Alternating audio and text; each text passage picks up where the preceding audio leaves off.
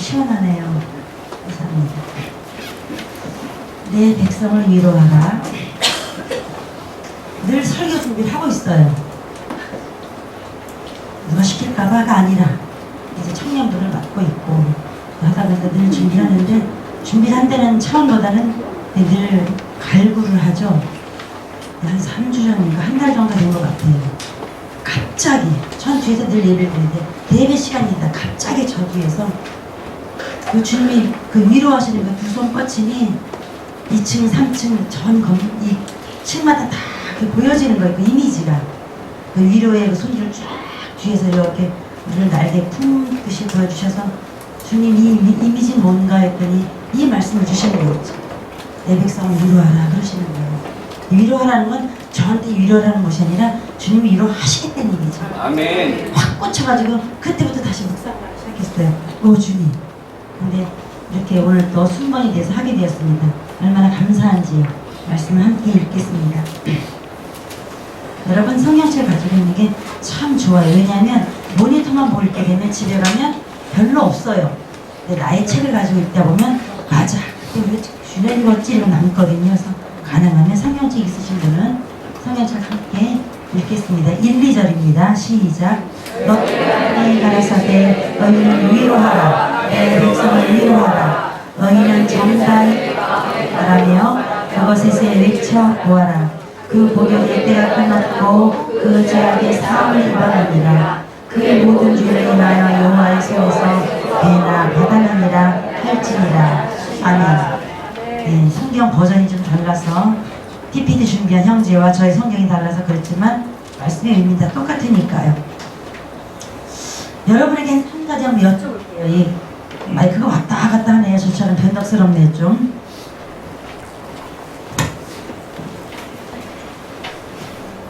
자, 다시 한번 여쭙겠습니다. 여러분의 요즘 영적 생활은 어떠십니까? 마음속으로 대답하시면 돼요. 대개 세 가지 분류를 말할 수 있어요. 이렇게 질문을 한다면요, 넌 요즘 영성생활은 어떠니? 신앙생활은 어때? 이렇게 우리 질문할 수 있잖아요. 그쵸? 그러면 대략 세 가지로 대답을 할 수 있어요. 첫 번째, 이렇게 대답할 수 있죠. 아주 좋아요. 매일 주님과 대화하면서 영적으로 성숙해지고요, 정말 하나님께서 친밀해지고 있거든요. 너무너무 뜨거워서 매일 아침 막 그냥 황홀을 경험해요. 이런 답변을 하시는 분들도 계실 것 같아요. 아주 부럽죠. 또 한편으로는 사실은 요즘 저의 영적 생활은 몇 년 전? 아니 처음에 보성교회 왔을 때 그냥 그때랑 비슷하게 제자리 걸음만 하고 있는 것 같아요. 약간 퇴행을 하나? 그렇게 말씀하시는 분들도 계실 것입니다. 마지막으로요, 저는 요즘 하나님과 별로 친하지 않아요. 왜냐하면이 중요해요. 요즘 저에게 일어나는 일을 보면 하나님은 저에게 관심도 없으신 것 같고 저의 기도에 응답도 안 하시는 것 같아서 저도 주님과 멀어졌어요. 왜 나만 갖고 그러시는지. 일도 겹쳐서 오고요, 어쩔 수도 없고요. 그래서 요즘은 힘들어요. 사실 오늘 교회에도 별로 오고 싶지 않았지만 습관적으로 그냥 먼 발치에서라도 주님께 인사만 드리고 가고 싶어서 왔거든요. 이 세 대답 중에 하나일 것 같아요. 물론 다른 대답도 있겠지만 여러분의 요즘 영적 생활은 어디쯤에 계십니까? 저의 질문에 대답하지 마시고 주님께 한번 대답해 보세요. 주님, 나의 현 주소는 어디 있나요? 이렇게 답변들이 각자 다를 수밖에 없는 이유는 우리는 매일 사건과 문제들을 만나고 있기 때문에 거기에 사건과 문제에 마음을 빼앗길 수밖에 없기 때문에 그래요. 우리는 살아가야 되거든요. 오늘 이 교회에서 좋아요. 독수리 날개쳐 올라가면 좋아요. 어메이징 그래서 참 좋아요. 10시간 부르면 한번 못 부를걸요? 찬양팀들 아예 시작도 안 할걸요? 에이, 목사님 그건 안 해요. 한 40분이니까 하지. 처음과 끝이 있기 때문에 하는 거예요. 우리 다시 삶으로 돌아가야 돼. 현장으로 돌아가야 돼요. 그 지긋지긋한 집으로 돌아가야 돼요. 짜증나는 내 교실로 들어가야 돼요. 그게 우리 힘든 거거든요. 거기서 우리의 모습이 적용이 안 되기 때문에 우리는 지금 아까 세 번째 대답이 나올 수 있죠. 마음과 몸을 그런 사건들에 그런 일들이 빼앗겼기 때문에 영적으로 나의 제자의 길을 가고 있지 못하고 생각하는 것입니다. 사실 우리 주님은 영원하시며 변함없이 우리를 사랑하고 계십니다. 이때는 아멘을 하셔야 돼요. 네, 다시요. 아멘 하거나 오늘 말씀이 계속 나갈 텐데 빨리 잡아채셔야 됩니다. 네, 감상하지 마시고요. 다시요. 너무 당연한 거 아멘 안 하시죠? 당연한 게 진리예요. 그때 얼른 아멘 하셔야 돼요. 우리 주님은 영원하시며 변함없이 우리를 사랑하십니다. 네. 근데 여기서 약간 깨어뚱하신 분들은 대답을 얼른 못하신 분은 아까 세 번째 대답하신 분들이에요. 그러니까 단순하더라도 대답을 하셔야 돼요. 그러나 우리 삶의 파도가 너무 변덕스러워서 거기 우리의 마음도 파도를 치기 때문에 사실은 우리 주님과 친밀하다고 당장 대답을 못하는 거죠. 여러분은 요즘 어떤 사건과 어떤 문제로 인해서 영적인 어려움, 심리적인 어려움을 경험하고 계십니까? 사실 마음이 아픈 경우가 많아요. 저도 마음이 아픈 경험을 어제도 없고 자주 합니다. 그게 크든 작든 하지요. 그다음에 몸의 질병. 제가 아까 밑에서 멸치를 따듬고 왔는데 멍이 자주 들어요. 우리 남편이 저를 폭력해가지고요. 그럼 누가 믿겠어요, 그죠? 근데 저는 지금 남편과 함께 파출소 가면 우리 남편은 방 입건데요. 제 몸이 멍투성이거든요. 학대 가정에 있어요, 지금. 남편이 저를 학대해요. 가 아니라 제 몸이 약해졌어요. 조금만 이렇게 부딪혀도 멍이 들어요. 그게 저의 질병인 거예요. 그런 것들. 생각지도 못했던 상실감, 박탈감, 아무것도 할 수 없는 무기력, 지금 벌어진 일에 내가 아무리 길을 써도 뾰족한 방법이 없어. 돌파구가 없어. 이럴 때 우리는 주님과 멀어진 느낌이 들어요. 나한테 관심이 없으신 것 같아요. 이때 우리가 오는 건 무기력함입니다. 우울감입니다. 다들 잘 살고 있는 것 같은데 하기면 나한테 관심이나 있어 이 세상? 에라이. 이게 개인적인 어려움도 있지만 집단적이고 단체적인 어려움도 있습니다. 단체적인 어려움은 뭘까요? 가족의 어려움. 나는 어떻게 됐어? 나는 삐대게 살 수 있는데 누구 때문에? 남편 때문에? 새끼 때문에? 이거 어떡하지? 이것도 단체적인 어려움이에요. 내가 좋아하는 친구들, 우리 동아리, 우리 오부장에서, 우리 십부장에서, 아니 우리 어디에서 누군가 아파. 같이 아프니까 같이 화가 나요. 같이 속상해요. 이게 아마 우리 인생일 것 같아요. TV만 켜면 쉴 새 없이 쏟아져 나오는 우리나라의 현실적인 문제들도 우리를 속상하게 합니다. 사실은요. 작년 세월호가 그랬고 올해 메르스가 그랬죠. 늘 불안했잖아요. 저는 사실 깔끔한 사람은 아니었어요. 올해 메르스 덕분에 손 씻는 버릇이 생겼다니까요. 할렐루야 아주. 그죠? 덕분에 깨끗해졌어요 제가. 오늘 우리는 이사야 40장을 읽었습니다. 이사야서는요 전체가 몇 장까지 되어 있죠? 66장으로 되어 있어요. 성경은 몇 권이죠? 66권이에요. 근데 우리가 오늘 읽은 게 40장 1절이에요. 그럼 앞장까지 몇 장이 있다는 거죠? 39장이 있다는 거예요. 구약은 39권이에요. 이사야서 1장부터 39장까지는요 물론 39장은 히스기야의 약간 그 실수가 나오는데 39장은 너희들 회개 좀 해. 이놈 새끼들아. 야단치는 얘기예요. 회개 좀 해라. 돌아와. 근데 안 돌아와요. 하나님께서 이제 포기하셨어요. 그래서 40장에서 내가 너희들 위로할게. 위로 올 수 있겠니? 40장부터 66장까지 얘기해요. 그래서 그 40장부터 66장까지 그가 찔림은 그렇게 다 우리가 좋아하는 것들이 거기 다 있어요. 자 다시요.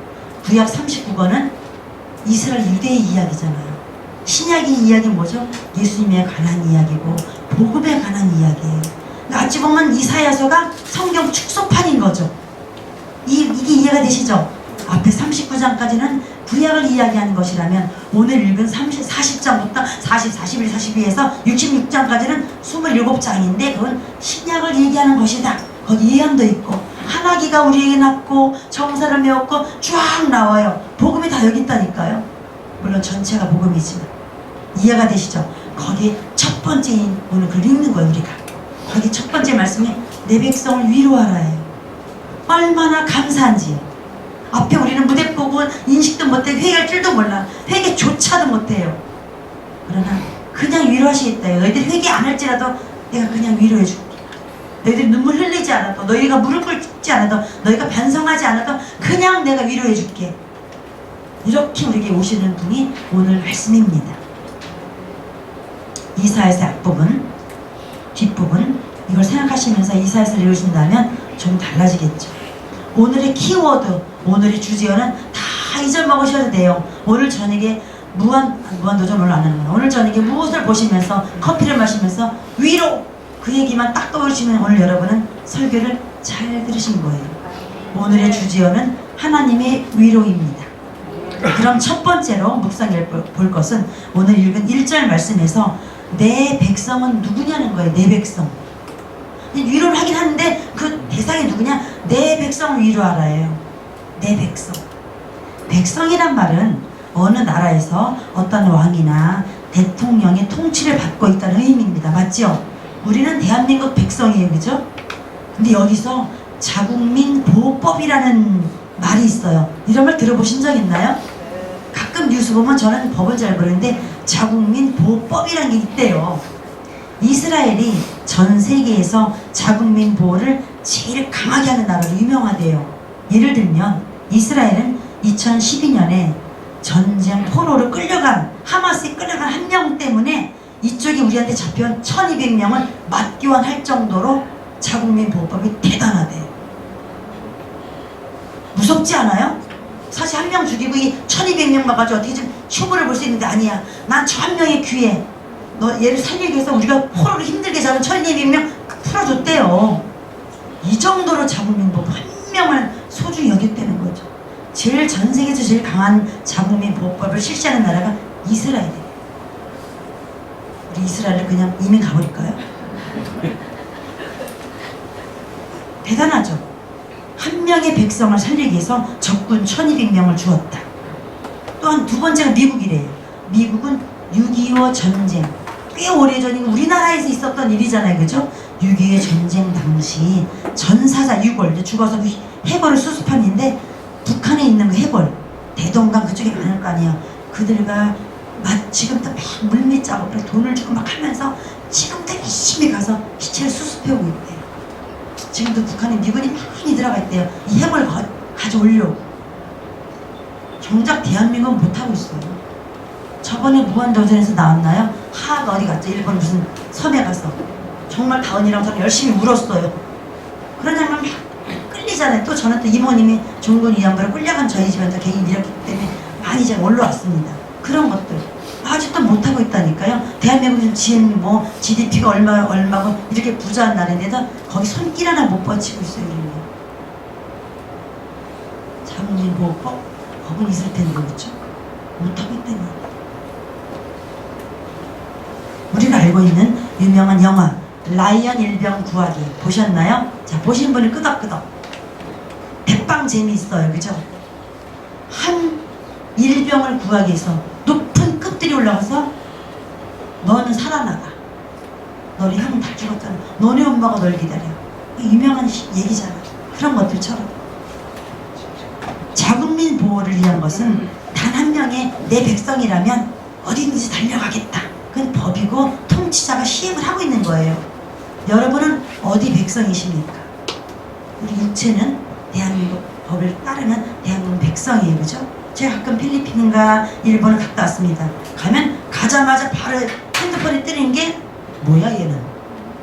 갑자기 핸드폰에 뜨는 게 뭐 로밍을 하세요, 뭐 급한 일이 있으면 영사관에 연락하세요 그러더라고요. 왠지 그래도 누군가가 대한민국 대사관에서 날 관심 가져주는 것 같아서 위안은 돼요. 한 번도 전화해 본 적은 없지만 그래도 좋은 나라인 거죠. 그렇죠? 여러분은 영적으로 어느 나라 백성이십니까? 여러분이 어디가 계신들 하늘나라에서 로밍을 오신 적 받아보신 적 있으신가요? 자국민 보호법이 여러분은 받고 계시나요? 여러분 내가 누구냐가 소중하죠. 여기서도 출발하셔야 돼요. 여러분이 대한민국 국적을 그냥 내가 버릴 거야 그럼 할 수 없어요. 그럼 여러분이 한국 국적을 영적으로 천국 백성 그 국적을 갖고 있는 한 그분은 끝까지 여러분을 살리실 거예요.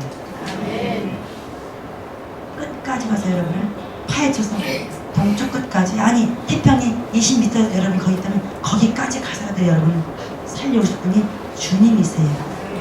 그분이 우리의 통치자거든요. 오바마? 노. 아닙니다. 여러분은 어느 나라 사람입니까? 생물학적으로는 대한민국이지만 우리는 하나님의 나라, 하나님의 말씀과 통치를 받는 천국 백성이 되었습니다. 아멘. 이럴 때 빨리 아멘 하셔야 돼요. 아멘. 그러면 우리는 오늘 1절의 말씀에서 내 백성을 위로하라고 하시는 말씀에 모두 해당되는 하나님의 백성입니다. 그러니까 우리는 주님의 위로를 받을 자격이 있다는 거죠. 이해가 되시죠? 자, 우리 단지 영적 민증 볼까요? 민증?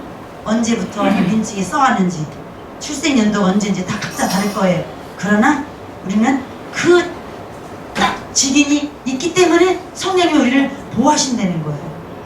이사야 66장 13절에 어미가 자식을 위로함 같이 내가 너희를 위로할 것인지 너희가 예루살렘에서 위로를 받으리니 라고 말씀하셨습니다. 여기서 예루살렘은 옛날엔 예루살렘 성지지만 지금은 교회 안에서 여러분이 계신 곳에서 주님을 섬길 때, 모실 때 아무리 이스라엘 총리나 미국 대통령이 자국민 보호를 한다고 해도 그 백성들의 마음까지 위로해 줄 수는 없어요. 아까 제가 예를 들었던 이스라엘과 미국의 그 자국민 보호법은 생명에 관계된 거예요. 이 물리적인 생명이. 이해가 되시죠? 물론 죽은 전사자들 하오지만 그러나 마음까지 일일이 위로는 못해요. 근데 우리의 왕이신 하나님은 우리의 마음까지도 위로해 주신다는 거예요. 얼마나 세밀하고 감사하신지. 단지 그들은, 그 대통령이나 그들은 정치적으로 하는 행동일 뿐이죠. 우리 주님은 자신의 백성을 위로하시고 그 백성이 있는 곳이면 어디든지 찾아가서 힘을 주시는 분입니다. 이제 두 번째를 볼까요? 오늘의 주제어는 위로인데 위로가 필요한 자가 누구일까요? 그럼 어떤 사람 위로해 주실까요? 자, 현재 모든 일이 너무너무 잘 풀려서 행복하다고 생각하는 사람에게는 위로가 별로 굳이 안 필요해요. 그죠? 별로 안 필요해요. 그러니까 여러분이 오늘 1절을 읽었는데 그 1절이 내게 적용되느냐 안 되느냐 여러분이 결정하셔야 돼요. 난 요즘 잘 나가, 내가 대박이야. 그런 분들은 위로 오늘 안 받으셔도 돼요. 그냥 주무시다 가셔도 돼요. 그런데 자신이 계획한 대로 철저히 자기 관리를 하면서 타인에게 우상처럼 높아진 사람에게는 위로가 필요하지 않겠지만 하나님이 주시는 위로는 삶에서 낙담한 자에게 필요한 거예요. 삶에서 낙담한 자에게. 자, 어떤 사람이냐? 첫 번째, 자신이 의지했던 것, 의지했던 사람에 대해서 실망하고 낙담한 자에게 주님은 위로해 주십니다. 여러분 누구를 의지했었나요? 그리고 누구를 의지하고 기대하고 계셨습니까? 저는 남편을 의지하고 누군가를 많이 기대했었어요. 그때마다 주님이 여지없이 실망을 주셔요. 저는 남편이 흉보는 게 아니에요. 인간을 기대하지 말라는 얘기예요. 그게 그 사인. 그때마다 불평불만했는데 주님이 너 언제까지 그렇게, 너는 더 악하고 더 추하잖아. 그렇더라고요. 아, 인간은 믿는 게 아닌데 사랑할 존재인데. 그러다 보니까 다시 주님께 나가게 되더라고요. 그것은 결국은 인간을 믿고 인간을 기대하면 실망과 낙담만 옵니다. 그때 우리는 대개 이렇게 합니다. 세상에 대해서 화를 내거나 상처받았다고 불평불만하지만 주님의 관점은 다릅니다. 이렇게 말씀하십니다. 얘들아, 그 일 때문에 놀라고 배신감 느끼고 속상했지? 그러니까 나만 바라보렴. 그 사람을 믿고 의지하면 실망만 아마 하게 될걸? 계속 너는 실망할 거야. 온전히 나만 의지해. 그리고 내가 위로해 줄게. 내가 주는 위로는 그 사람이 주는 단순한 그런 위로가 아니야. 마음속 깊은 평화를 줄 거야. 그리고 안전함을 줄 거야. 이런 주님의 위로를 받으시기 바랍니다. 또 위로가 필요한 자는 두 번째요. 자신이 계획했던 것에 실패한 자. 자신이 계획했던 것에 실패한 자에게 위로를 주십니다. 사실 우리는 매일 어떤 계획을 해요. 여러분 머릿속에 오늘 저녁도 어떤 계획이 있고 이번 한 주간도 계획이 있어요. 초등학생들도 계획이 있고 어른들도 계획이 있다니까요. 근데 이 계획대로 안 되는 게 우리 삶이죠. 무언가 시도를 했지만 한심하고 자신이 한심하고 답답하고 절망스럽습니다. 이런 때 누가 나를 알까봐 좀 창피하기도 하고 어디로 숨고 싶기도 해요. 그때 우리는 주님의 위로를 받아야 합니다. 나로부터 시작된 모든 계획들이 부셔져야 돼요. 자, 다시요. 나로부터 시작된 모든 계획들이 수정되고 조정되어서 주님으로부터 오는 그 계획들이 다시 순종할 때, 그때 주님께서는 그 사이에 위로가 필요하다는 거죠. 그러니까 여러분이 혹시 계획했던 게 안 됐습니까? 아, 이 계획의 시작은 내가 시작했던 거구나. 이건 안 돼야 마땅해. 그렇게 하시는 게 믿음이 좋아지는 거예요. 네? 주님은 내가 손대는 것보다 안 되게 하셨시. 이건 아닌 거죠. 아, 주님의 위로를 받고 주님만 바라보라는 사인이구나. 이게 더 빠른 거예요. 이렇게 가셔야 위로를 받게 되는 거죠. 세 번째, 아무리 선하게, 아무리 주님의 일로 아둥바둥 기도도 하고 사역도 받고 사역도 하고, 또 목사님이 유난히 이놈의 교회는 책을 많이 권해. 책도 공짜로 주는 것도 아니면서 그놈은 돈도 들고, 목사님 읽으라는 책 사서 눈이 아프도록 읽었는데, 근데 마음속에서 자꾸 스물스물 올라오는 생각들은 미움, 다툼, 시기, 질투. 꼬마들 노래 가사예요, 그죠? 미움, 다툼, 시기, 질투, 버리고. 이 노래는 유명한 명곡이에요. 저는 명곡이라고 생각해요. 간단히 부를 노래가 아니에요. 못 버리고 우린 평생 네 가지 못 버립니다. 버릴 수도 없고 버렸다고 생각할 수도 없어요. 이건 교만이죠. 못 버려요. 이게 그냥 악한 거거든요. 옛날에는 없던 음식이, 저 어렸을 때는 찬장에 고추 2개 정도밖에 없었거든요. 지금 저희 집 냉장고에서 음식이 가끔, 죄송하지만 가끔 버려져요. 이렇게 풍성해졌어요, 지금이요. 그죠?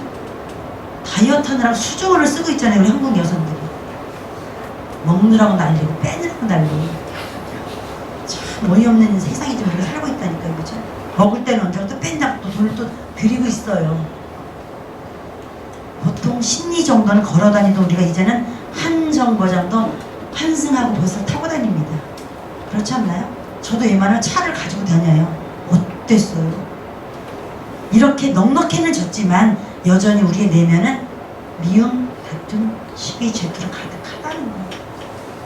우리 환경이 넉넉해진다고 우리 속이 바뀌어질까요? 전혀 아닙니다. 아주 아니에요. 오히려 더 악하죠. 이렇게 우리는 영적으로 영원히 목마른 인간들입니다. 그래서 이사야 55장 1절에 우리가 잘 아는 말씀이죠. 너희 목마른 자들아 물로 나오라. 돈 없는 자도 와라. 저는요, 물로 나오라까지는 그냥 그래요. 근데 돈 없는 자도 오라가 전 너무너무 아가씨 때 좋았어요. 와, 나 가난한데 공짜로 주신대. 우리나라 사람은 공짜로 주면 양잿물도 먹는 거. 약간 안 좋은, 요즘은 그런 얘기해서 꼬마 때 정말 그 말 많이 들었거든요. 무료래요, 무료. 돈 없는 자도 오래요. 근데 와서 돈 없는 자 와서 너희는 와서 사 먹대. 잘 보세요. 돈이 없는데 어떻게 사 먹죠? 그냥 받대가 아니라 사 먹대는 얘기예요. 이 속에는 주님이 인격적으로 하시겠다는 거예요. 그냥 노숙자들은 밥 먹어서 술만 받은 에이씨 이렇게 하는 게 아니라 막 취급하는 것이 아니라 정말 필요합니까? 그럼 줄게요. 이게 돈 없이 사는 거예요. 먹대.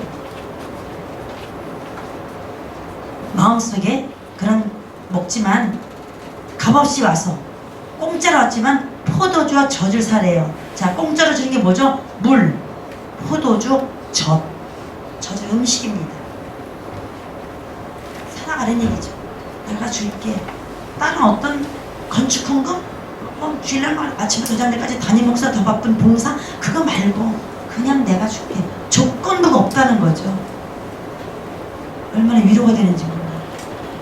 하영정 목사님, 돌아가신 하영정 목사님 이런 얘기를 하셨대요.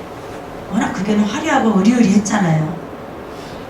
우리 교회의 약점은 어려우신 분, 가난하신 분, 세상에 약자들이 우리 교회는 감히 들어올 수 없는 문턱이 너무 높아요. 그래서 난 싫어요. 그렇게 고백을 하셨대요. 본인도 그걸 원치 않으셨대요. 그럼 어느 날 그렇게 돼버린 거죠. 부자 동네에, 동부 이천동에 부자 교회 그렇게 돼버리잖아요. 본인은 원치 않으셨지만 이 인간을 이렇게 만들어가거든요. 우리 교회도 그러면 전 싫어요. 지금도 혹시 그러지 않을까요? 영적인 사각지대 있지 않을까요? 그럼 전 싫어요. 아니죠. 무료로 준다는 거예요, 주님께서. 그런데 오늘 본문 말씀 40장 1절 2절에서 그 복역의 때가 끝났고 복역은 뭐냐면요, 감옥살이 하는 걸 복역이라 해요. 그죠? 복역의 때가 끝났고 그 죄악의 사함을 입었느니라 라고 말씀하십니다. 잘 보세요. 여기서 여러분께 적용이 됩니다. 우리의 삶이 죄를 지을 수밖에 없는 연약함을 아시고 우리를 감옥처럼 가두어 놓았던 죄책감. 자, 여기서 이제 내가 어디에 주로 묶여있나를 보시면 돼요. 죄책감에 묶여있나, 수치심에 묶여있나, 마음과 몸의 질병에 묶여있나, 그런 감옥에서 풀려나라는 얘기예요. 묶임에서 풀려나는 얘기죠. 나사로가 묶임에서 풀어나갔잖아요. 이 묶임에서 풀려나가는 게 복역에게 때가 끝났다는 얘기예요. 그 1절만 이거 위로하라 위로하라 위로하라 이렇게 아무 말도 안 하셨으면 이해가 안 되는데 2절이 그 얘기예요.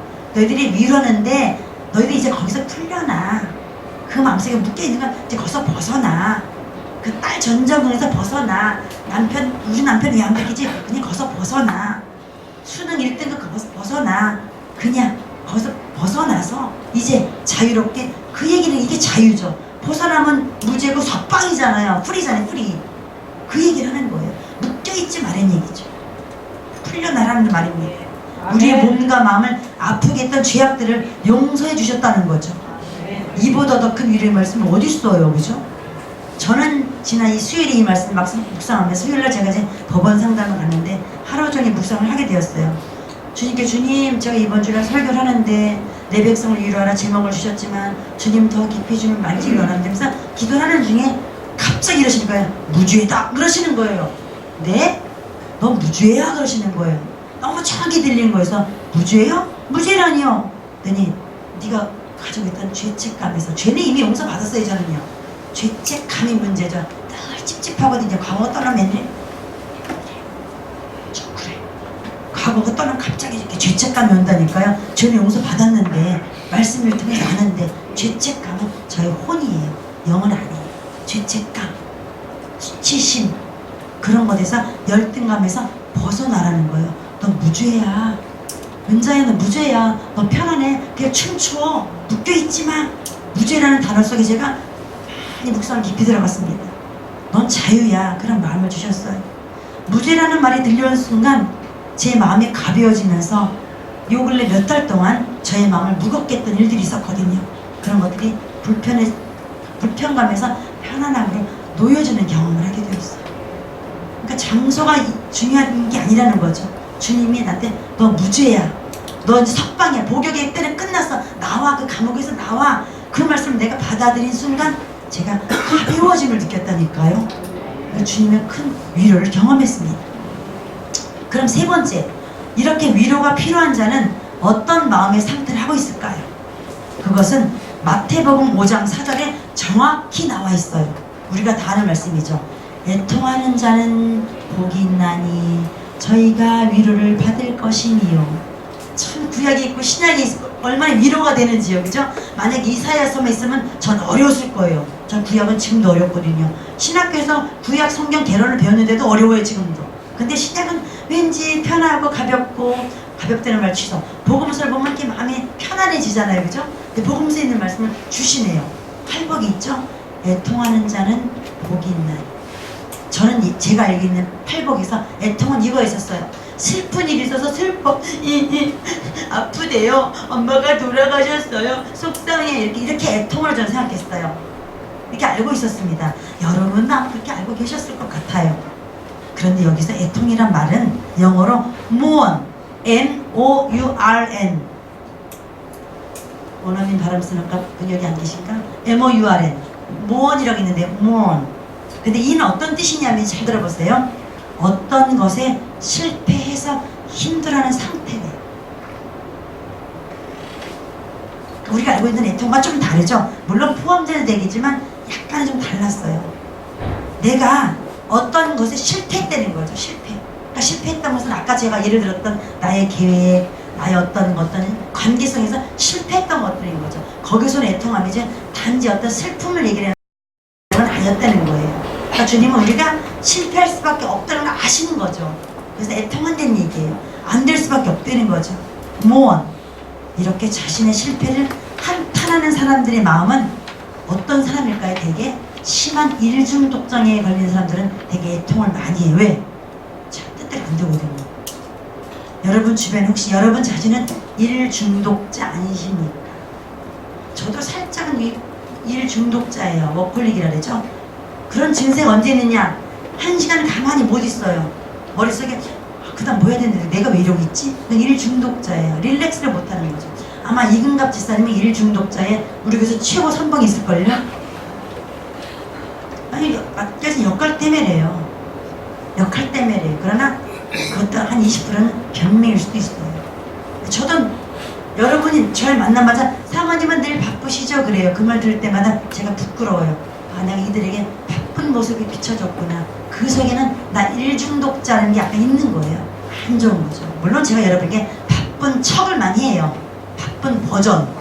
그래야 뭔가 좀 이렇게 분주한 것 같은, 이것도 못된 심리학이라니까요. 늘어져 있는 걸 제가 보여주기 싫은 거죠. 어릴 적 저의 상처에서 온 거예요, 이거는요.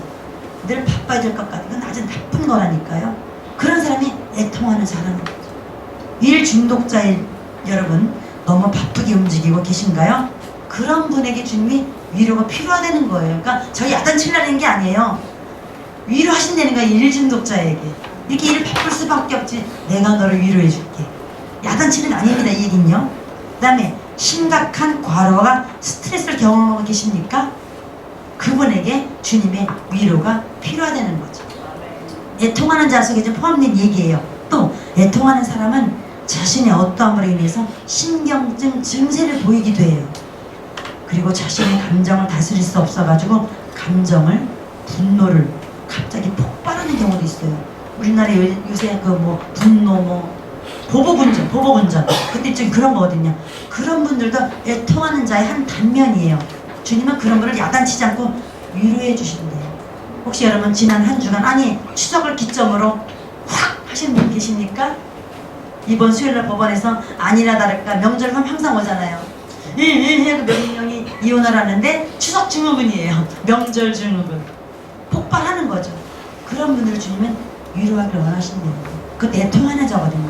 또한 애통하는 사람은요, 우울한 마음이 자주 들어요. 혼자 버려진 느낌이 들 때도 있습니다. 이렇게 마음이 우울할 때나 어렵고 힘들 때 주님이 위로해 주십니다. 시편 42편 5절에 내 영혼아 내가 어찌하여 낙심하며 어찌하여 내 속에서 불안해하는가. 너는 하나님께 소망을 두라. 그가 나타나 도우심으로 말미암아 내가 여전히 찬송하리로다 합니다. 우리의 왕이 되시고 그 백성인 우리를 자국민 보호법으로 지키시고 위로해 주신 하나님을 신뢰하지 않아야 되겠습니까? 내 일 때문에, 내 성격 때문에, 우울감 때문에 위로를 못 듣는다면 그거는 내 책임인 거예요. 이 말씀이 들려와야 돼요. 자, 옆 사람에게 한번 물어봅시다. 3가지예요. 혹시 요즘 너무 바쁘신 거 아니에요? 물어보세요. 그러면 바빠들으면 주님이 위로해 주신대요. 말씀드리세요. 2번째요. 혹시 요즘 너무 신경증 증세로 감정이 막 올라오시나요? 또 물어보세요. 주님이 위로해 주신대요. 마지막, 혹시 요새 자주 우울감을 경험하셨나요? 특히 가을은 남자에게 남자들 고독을 씹으셨나요? 주님의 위로가 필요하시군요. 자, 마지막으로 앞에 사람 옆에 사람 보면서 제가 주님의 이름으로 위로해 드릴게요.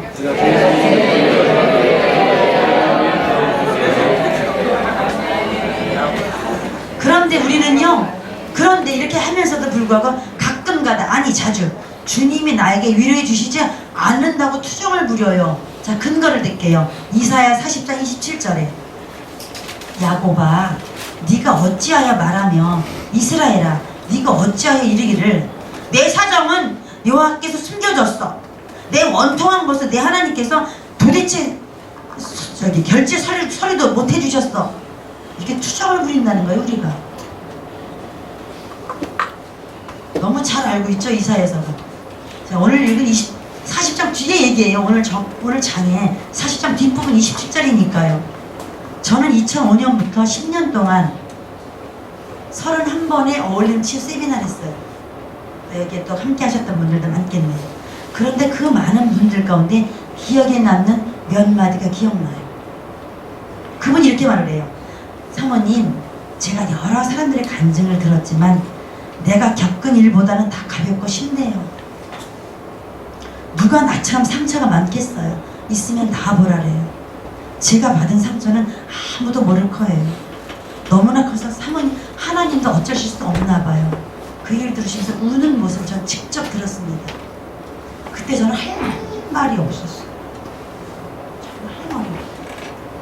그러나 그분의 저 밑바닥에 안타까움도 있지만 저 밑바닥에는 이 말씀입니다.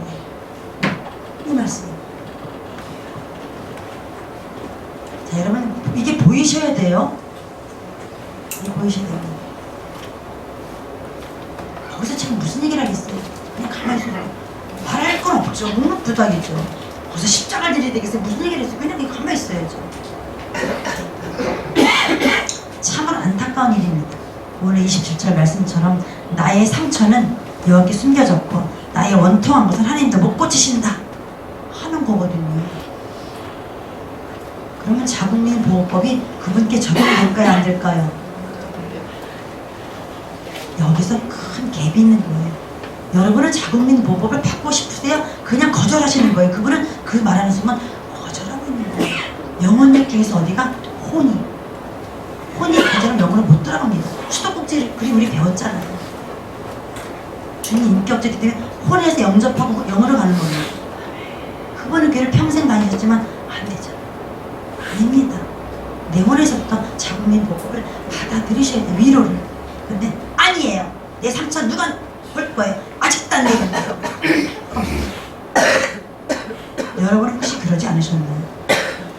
그러나 주님은 분명히 말씀하십니다. 내 백성을 위로하라. 감옥에서 그만 나와. 밖에 자물쇠 다 열려있는데 왜 네가 안 나오니? 왜 남편 때문에, 새끼 때문에, 시어머니 때문에 왜 거기 그러고 그냥 나오면 되는데 그냥 나오려. 너희 죄가 용서받아서 이제 무죄거든. 너의 상처들도 치유되어서 이제 몸도 마음도 가벼운데 주님의 주시는 위로를 말씀을 믿고 받아들이시기 바랍니다. 아멘. 이렇게 말할 수 있죠. 주님, 저는 그동안 저의 못된 고집이라는 감옥에서 살고 있었네요. 결국 그분은 고집이거든요. 주님, 저는 나에게 상처를 준 누구누구를 용서하기 싫고 할 수도 없는 마음의 감옥에 있네요. 여기 인식이 되게 중요합니다. 그런데 저는 이런 마음의 상태에서 풀려나고 싶어요. 진정한 자유를 누리고 싶어요. 비록 지금 감옥에 있고 내가 묶여있는 것 같지만 자유를 희망하고 죄의 노예에서, 생각의 노예에서, 마음의 노예에서 스스로 나 벗어나고 싶어요. 나의 힘으로는 안 돼요. 빗장에 풀리면 안 되다. 이 발자국이 안 돼서 밖으로 못 나가겠어요. 난 이 더러운 습관에서 못 나가겠어요. 주님이 오셔서 나를 끌고 나가주세요. 베드로가 묶여있을 때 불을 풀리고 천사가 이끌어주면 날 좀 이끌어주세요. 그게 그 진정한 고백일 수 있어요. 그리고 일어날 힘도 없다니까요. 그분은 일어날 힘도 없다는 얘기예요. 사실은.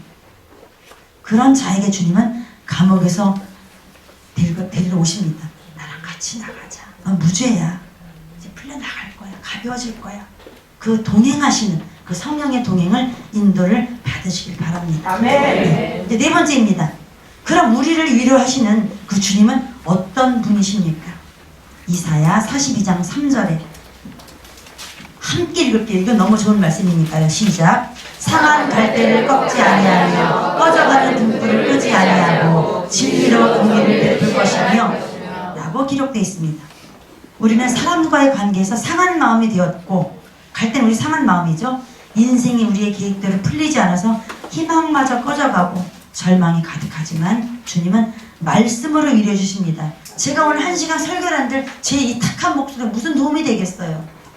성경 말씀 여러분 속에 남아서 위로가 해야 되는 게 진짜라는 거예요. 상한 마음, 꺼져가는 등불. 그리고 고린도 후서 1장 3절에서 7절에는 제가 읽어보겠습니다. 찬송하리로다.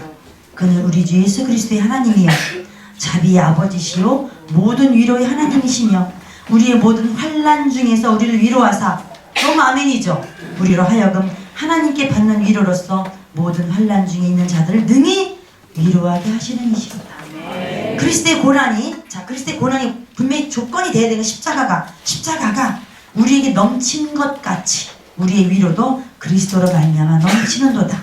이제 위로하시는 이유가 나와요. 우리가 환난 받는 것도 너희의 위로와 구원을 위함이고 또 위로받는 것도 너희의 위로를 위함이니 이 위로가 너희 속에 역사하여 우리가 받는 것 같은 고난을 너희도 견디게 하느니라. 아멘입니다. 우리가 어려움을 겪지만 그만큼 주님의 위로도 넘친다고 말씀하십니다. 주님이 주시는 위로가 우리 안에서 역사하고 그 능력이 발생해서 고난을 견디게 한다는 것이죠. 예레미야 애가 3장 22절 23절을 보면 여호와의 자비와 긍휼이 무궁하심으로 우리가 진멸되지 아니하심입니다. 자비와 긍휼은 위로죠. 이것이 어떻게 되냐면 아침마다 새롭대요. 아침마다 새롭고 늘 새로우니 주의 성실이 그도다. 성실하신 주님, 이거죠. 주님이 매일 아침마다 성실하게 우리를 자비와 긍휼을 베풀어 주시는데 안 받아들이면 내 탓인 거예요. 우리가 받아들여야 돼요. 가끔 부흥회 때 주시는 것이 아니라 아침마다 주신대요. 구약의 만나를 아침마다 주시듯 아침마다 우리의 긍휼과 위를 주신다는 거죠. 얼마나 감사한지요. 그럼 이제 누가 가장 위로가 필요한 자일까요? 지금부터 1500년 전에 어거스틴 이런 얘기를 했어요. 나의 마음과 나의 생활에 들어있는 죄악된 것들을 고치기 위해서 주님의 위로가 필요합니다. 고백록에. 그러나 자존심이 강한 사람들은요, 다른 사람들로부터 위로받는 걸 싫어해요. 예를 들게요. 가끔 이런 얘기를 들어요. 제가 살면서. 사모님, 저는요 누구한테 선물 받으면 못 견뎌요. 제가 만약에 100원짜리 선물 받으면요, 저는 상대방에게 200원짜리 선물을 줘야 속이 시원해. 그런 분들은 간혹 만났어요. 제 인생길에. 여러분도 들으셨을걸요? 듣지 않으셨나요? 좀 가끔 들었어요. 되게 멋진 말 같지 않아요? 나쁜 거예요. 나쁜 거예요. 예를 들게요. 자존심이 강한 사람들은 다른 사람들로부터 위로를 받는 걸 싫어해요. 대부분의 사람들은 위로하는 위치에 있고 싶어요. 당연하죠. 힘들겠다. 이 말하기 좋아요. 근데 이게 받는 건 힘들죠. 그만큼 아프다는 얘기잖아요. 대부분의 사람들은 위로와 긍휼을 베푸는 위치에 있기를 바라지 받는 위치에 있는 걸 싫어해요. 그래서 하나님께 대해서도 자신이 주님의 위로와 긍휼이 필요하다는 것을 인정이 싫어한다는 거죠. 그러나 주님이 여러분의 마음속에 조용히 들려주시는 위로의 말씀을 거절하지 마시기 바랍니다. 우리는 아침에 일어나서 눈을 뜨는 순간부터 죄악된 생각이 있기 때문에 연약한 존재예요. 그래서 고대 기독교에서는 예배를 시작할 때 이렇게 노래를 불렀대요. 키리에 엘레이손, 키리에 엘레이손. 그러니까 유명한 떼제가 나오는 찬양이에요. 제가 이제 음악을 잊어먹었는데, 키리에 엘레이손은요 아주 몇천 년 된 노래인데 번역하면 주님 우리를 불쌍히 여기소서예요. 라틴어예요. 키리에 엘레이손, 키리에 엘레이손. 우리를 불쌍히 여기소서. 이 속에 다 들어있지 않나요? 우리 삶이. 그렇죠? 편안하게 할 수 있어야 돼요. 근데 이게 참 우리 마음이 쉽지 않다는 거죠. 긍휼과 위로의 근원은 남편도 통장 돈도 스카이대 다니는 자식도 아닙니다. 멋진 외모도 아니고 오직 하나님이 위로의 우리 주체시라는 거죠. 세상이 주는 위로는 우리를 잠깐 기분 좋게 하죠. 그러나 주님이 주신 위로와 긍휼은 당장 손에 잡히는 건 없어요. 그러나 우리의 마음의 파도를 잔잔케 하는 능력이 있습니다. 우리가 하나님의 위로와 긍휼을 입은 자로서 다른 사람들에게 참된 위로와 긍휼을 실천하는 사람으로서 살아갈 수 있게 됩니다. 로마서 11장 31절에 이와 같이 사람들의 순종치 아니하니 이는 너희에게 베푸시는 긍휼로 이제 저희도 긍휼을 얻게 하려 하심이라. 이 말씀 무슨 뜻이냐면요, 하나님께서 우리에게 위로와 긍휼을 베푸시는 이유는 다른 사람에게 가서 진정한 위로를 주려는 얘기예요. 사실 쉽지 않죠. 근데 그냥 세상적인 위로는 안 됩니다. 하늘로부터 받은 위로를 가지고 나가는 거죠. 이게 헬리나어에 있었던 상처받은 치유자의 얘기입니다. 여기서 우리가 같이 생각해볼 잠시 단어가 있는데요. 자기 연민이라는 단어가 있어요. 자기 연민. 자주 써요. 그죠? 자기 연민은 심리학적 용어로 나르시시즘에서 나온 단어인데요. 자기 스스로 자신을 불쌍히 여기는 거예요. 우리 모든 인간은 어느 정도의 자기 연민은 필요해요. 어릴 적에 꼬마가 길을 가다가 막 넘어졌어. 그러면 무릎을 툭툭 털면서 자기 연민이 있기 때문에 일어나야지. 아, 창피하네. 괜찮아. 다시 일어나는 어린아이들은 자기 연민이 있기 때문에 하는 거예요. 우리 모두 다 자기 연민이 있어요. 좋아요. 그런데 이 과도한 자기 연민은 자신을 안으로 폐쇄적인 사람을 만들어버려요. 여기서 이해가 되십니까? 과도한 자기 연민은 폐쇄적인 사람을 만든다는 거죠. 그래서 자기 연민에 빠져가지고 다른 사람의 배려와 위로도, 다른 사람 관심에도 냉담해져요. 아, 됐어요. 그거 가지고 안 돼요. 이놈의 교회 사람도 없어. 어떤 분이 그러더라고요. 보석이 끼리끼리라고. 어떤 분이서 어제 쿵 맞은 기분이 들었거든요. 그럴 수 있어요. 위험하죠? 그럼 안 돼요. 다른 사람에게 그런 걸 냉담하게 듣고 안 듣습니다. 이런 자기 연민이 과도한 사람은 어떤 이유이냐면, 어릴 적에 부모에게서 정서적으로 따스한 위로의 말이나 격려의 말을 들어보지 못했던 분은 되게 자기 연민이 심해요. 자꾸 나만의 울타리를 계속 쌓는 거죠. 하지만 영적으로 볼 때 자기 연민은 하나님께로 나아가는데, 하나님의 위를 받는데 걸림돌이 될 수 있다는 거예요. 이게 이해가 되셔야 됩니다. 자신의 참모습을 볼 수 없게 만들며 내면 깊숙한 곳에는 불신, 타인에 대한 원망이 가득 차 있을 수 있죠. 그렇게 되면 몸은 비록 교회 안에 있지만 십자가에 관한 찬양을 부를 수 있지만 주님이 흘리신 보혈이 나의 삶과 별로 연관이 없어 보이게 됩니다. 옛날에 유행했던 유명한 영화가 있었잖아요. 패션 오브 크라이스트. 그 영화 보면서 거의 다 우시죠, 그죠? 다혜가 중립 때 갔네. 다혜가 하도 크게 울어지 옆에 영화 보면서 다 쳐다봤어요. 야, 다혜가 하도 크게 울어가지고요. 이게 우는 게 정상이잖아요, 그죠? 나를 위해서 돌려가신 주님. 아니, 저 배우의 피 흘리만 봐도 눈물 나는데 어떤 분은 눈물 한 방울도 안 흘렸다는 거예요. 이분은 지독한 자기 연민이거든요. 무섭지 않습니까? 심리는 무서운 거예요. 똑같다. 아니, 그분 교회 다니는 분인데도 몇십 년을 교회 다니신다 눈물 한 방울 안 나더라고요. 심리. 그만큼 불신과 차가운 눈초리 속에서 성장했기 때문에 앞에 어떤 영화 배우가 있으면 옆으로 죽어가더라도 이러고 있는 거예요. 얼마나 무섭습니까? 이 공감이 안 된 대로 무서운 거거든요. 그만큼 차다는 거죠. 천주교 용어로 냉담자라는 거죠. 우리가 부활절이 되면 전국교회에서 노래를 불러요. 핸델의 메시아라는 노래를 부릅니다. 할렐루야, 할렐루야가 핸델의 메시아예요. 아십니까? 그래서 우리가 보통 할렐루야를 들으면 다들 일어나잖아요. 이 작곡을 한 사람이 핸델이에요. 핸델은 예수님의 탄생과 죽음 그리고 부활을 주제로 곡을 만들어요. 제목이 메시아니까요. 메시아가 누구죠? 예수님이니까요. 예수님의 탄생과 죽음과 부활을 만들기 그 메시아 전 곡이에요. 저는 클래식은 잘은 모르지만. 그런데 맨 처음 나오는 첫 곡이 오늘 본문 이사야 40장 1절이에요. 핸델 대단하지 않아요? 메시아는 그냥 마태복음, 마가복음을 써야 되는데 아니에요. 이 내 백성 위로를 딱 메시아의 첫 곡으로 가져와요. 근데 첫 곡이 누구게요? 테너가 불러요.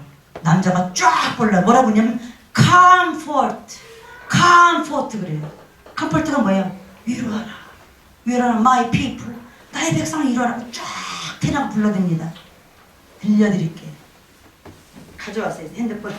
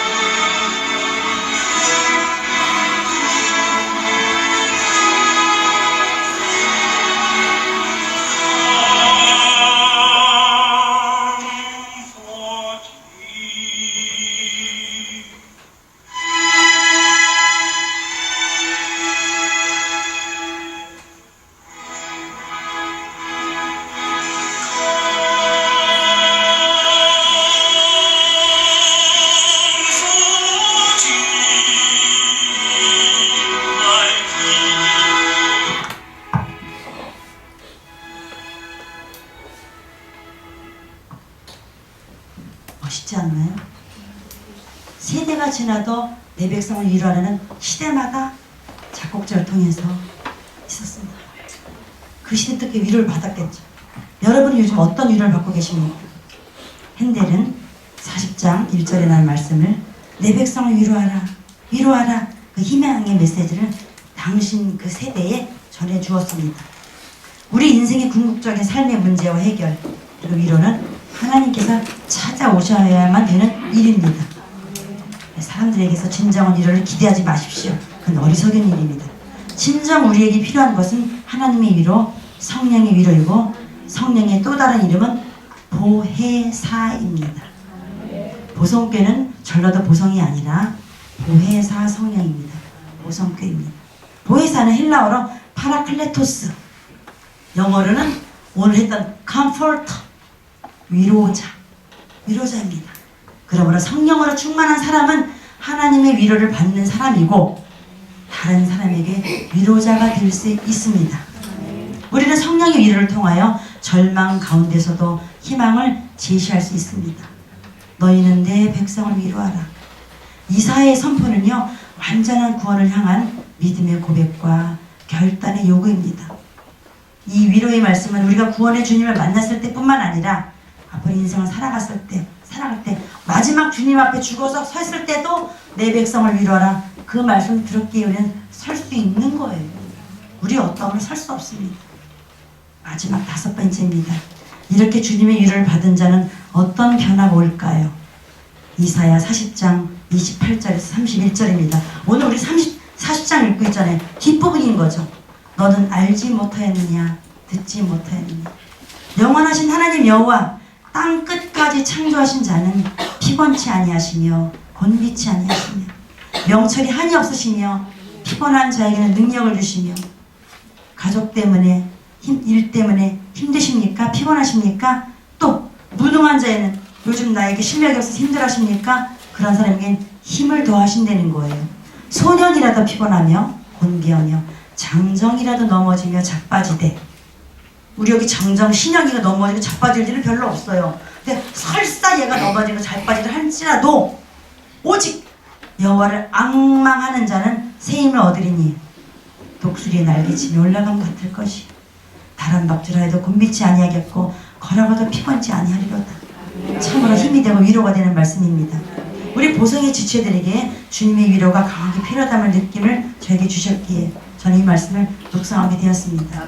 삶에서 피곤한 일을 경험하고 계십니다. 우리는 주님이 새로운 능력으로 위로해 주실 거예요. 삶에서 무능함을 느끼고 있습니다. 주님의 새 힘을 더하심으로 위로해 주십니다. 오늘 이 자리에 청소년도 앉아있고 장정도 앉아있어요. 그죠? 승원이도 있고 그죠? 있지만 가끔 넘어질 수 있어요. 청소년들은 아무리 뛰어다녀도 고단한 기색이 없어요. 피곤하지 않아요. 제가 엊그저께 목요일날 이천 중학교에 갔다 왔는데 2시간 집단 상담으로 저는 지쳐있는데 선생님 더 해달래요. 뭐 팔딱팔딱 뛰죠 얘네들은. 그러나 걔네들 혹시 고단하다고 하고 장정이 자빠지는 일이 생길지라도 하나님을 믿고 여호와를 신앙하는 사람은 새 힘을 주신다고 위로와 약속을 주셨습니다. 근데 어떤 새 힘이냐? 독수리가 푸드덕 푸드덕 푸드덕 푸드덕 푸드덕 푸드덕 하고 세차게 날개를 치면서 올라간다는 거예요. 내려가는 게 아니라 올라가는 힘이 되는 거예요. 그런 약속하셨습니다.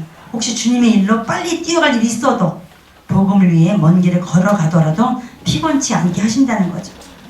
세상에서 가장 불쌍한 사람이 누굴까요? 내가 힘들 때 위로할 사람이 없는 게 제일 불쌍한 사람이에요. 더 불쌍한 사람은 위로받기를 거절한 사람이에요. 제 생각에.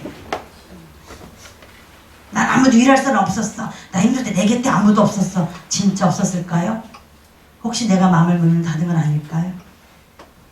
가장 행복한 사람은 위로할 자가 곁에 있다는 거예요. 근데 저희 남편도 밤에 일찍 자요.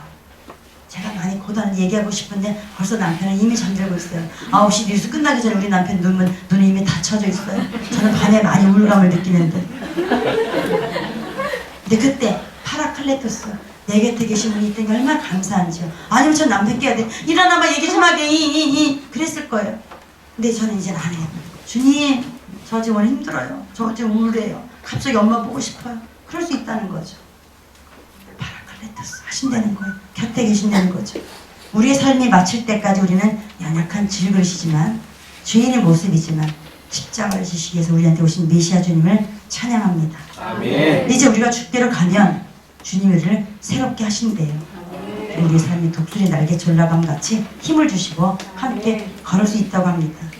애통하는 자는 단지 어떤 실수가 아니라 내가 했던 일이 실패로 돌아갔을 때 그 느낀 절망감, 애통해하고 슬퍼하는 우리에게 위로의 한가운데로 오셔서 우리 마음의 한가운데로 오시는 그 예수 그리스도와 함께 동행하시길 바랍니다.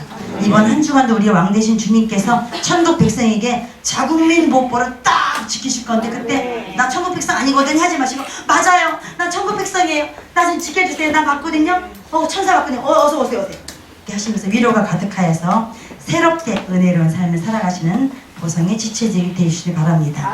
기도하겠습니다. 수고하고 무거운 짐진 자들아 다 내게로 오라. 내가 너희를 쉬게 할게.